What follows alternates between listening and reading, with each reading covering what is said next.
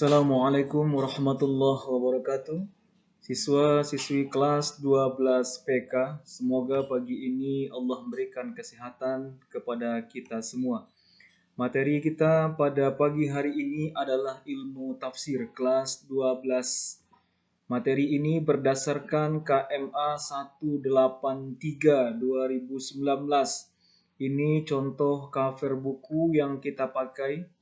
Buku yang kita pakai covernya seperti ini.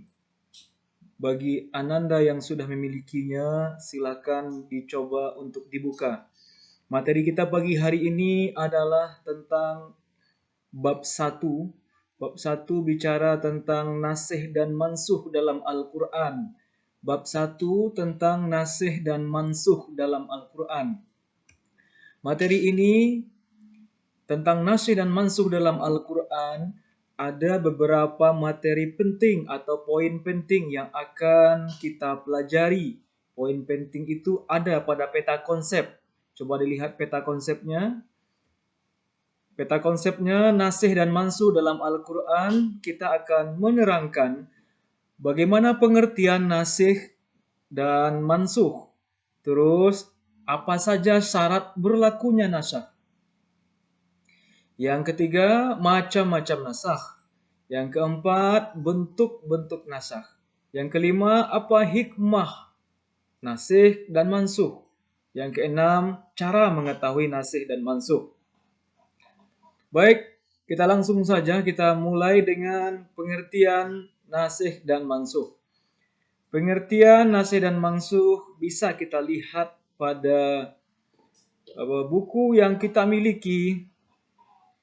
Menurut Az-Zarqani, nasakh secara terminologi memiliki banyak pengertian. Jadi, secara terminologi atau secara bahasa, kata Az-Zarqani ini menerangkan, menyatakan, memberikan pandangan, nasakh secara terminologi memiliki banyak arti. Akan tetapi yang paling populer pengertiannya, yang paling tenar, yang paling dikenal adalah raf'ul hukmi syar'i bidalilin syar'i. Artinya, raf'ul hukmi syar'i bidalilin syar'i. Raf'ul hukmi mengangkat hukum. Hukum apa yang diangkat? Hukum syar'i, hukum syarak. Dengan apa diangkat? Bidalilin syar'i, dengan dalil syarak juga. Berarti mengangkat hukum syarak dengan dalil syarak. Mengganti hukum syariat dengan dalil syariat. Membatalkan hukum syariat dengan dalil syariat.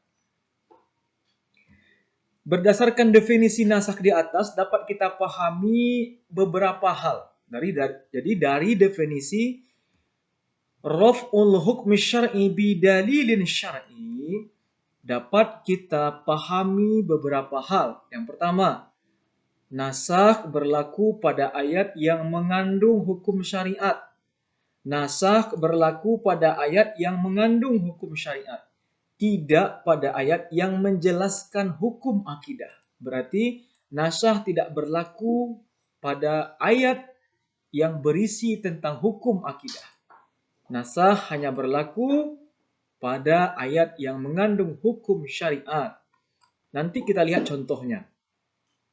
Yang kedua, dalil yang menasakh atau an-nasikh.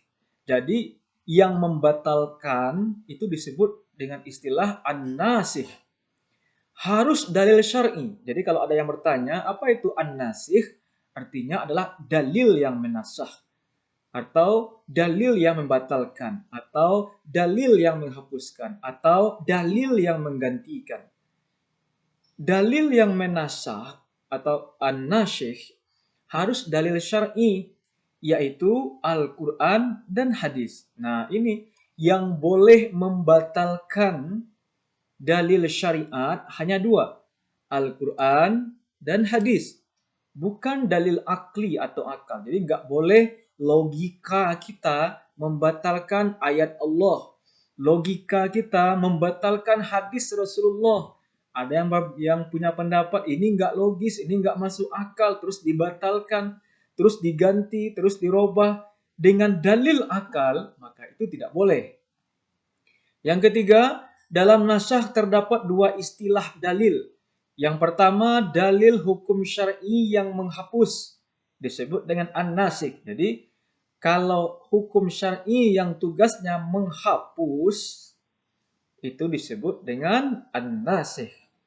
Yang kedua, dalil hukum syar'i yang dihapus, disebut dengan mansukh. Jadi, kalau mansukh adalah hukum syariat yang dimansukh, yang dibatalkan, yang digantikan.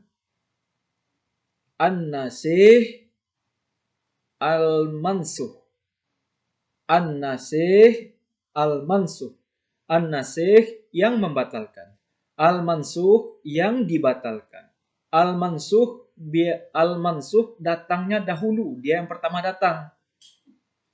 Setelah itu, kalau ada ayat yang membatalkan yang pertama datang ini disebut dengan an-nasikh. Contoh, biar tidak ragu. Walladzina yutawaffawna minkum wa yadharuna azwaja wasiyah li azwajihim mata'an ilal hauli ghaira ikhraj. Artinya, dan orang-orang yang akan meninggal dunia di antara kamu dan meninggalkan istri, hendaklah berwasiat untuk istrinya. Jadi, kalau kita mau meninggal, atau terasa-terasa mau meninggal, atau sebelum meninggal, kita harus hendaknya membuat sebuah wasiat untuk istri-istri kita. Jadi istri-istri rupanya di sini istri bukan satu, boleh dua, boleh tiga, boleh empat. Jadi nggak boleh ada yang membantah. Di sini ada kata-kata azwaja, ini jamak, bukan zauj, tapi azwajah, bukan zaujah, tapi azwaj. Walladzina yatawaffawna minkum wa yadharuna azwaja, dan orang-orang yang meninggal dari kamu, wa yadharuna azwaja, dan dia meninggalkan istri-istri, maka wasiyatan li azwajihim, maka hendaklah dia memberikan wasiat kepada istri-istri mereka. Ayat di atas menjelaskan tentang iddah dan nafkah seorang istri yang dicerai mati suaminya. Belum sampai tadi? Hendaklah berwasiat untuk istri-istrinya, yaitu diberi nafkah hingga setahun lamanya dan tidak disuruh pindah dari rumahnya. Ayat di atas menjelaskan tentang iddah dan nafkah seorang istri yang dicerai mati suaminya berlaku selama 1 tahun. Imam Ibnu Katsir dalam tafsirnya berkata bahwa ayat tersebut dibatalkan.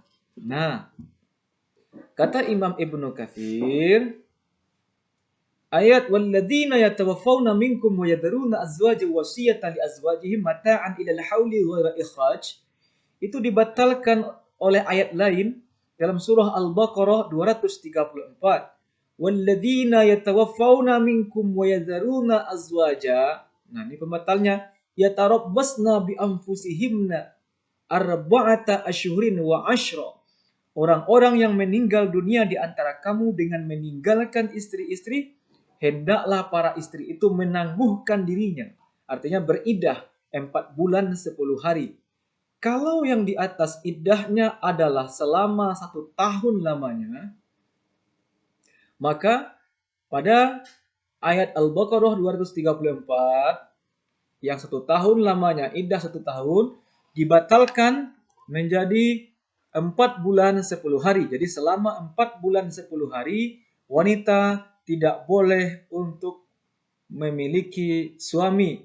Dia hendaklah bertahan di rumahnya, karena dia masih dalam status iddah. Jadi dalam surah Al-Baqarah 234, iddah perempuan adalah arba'ata ashhur wa asyra, 4 bulan 10 hari.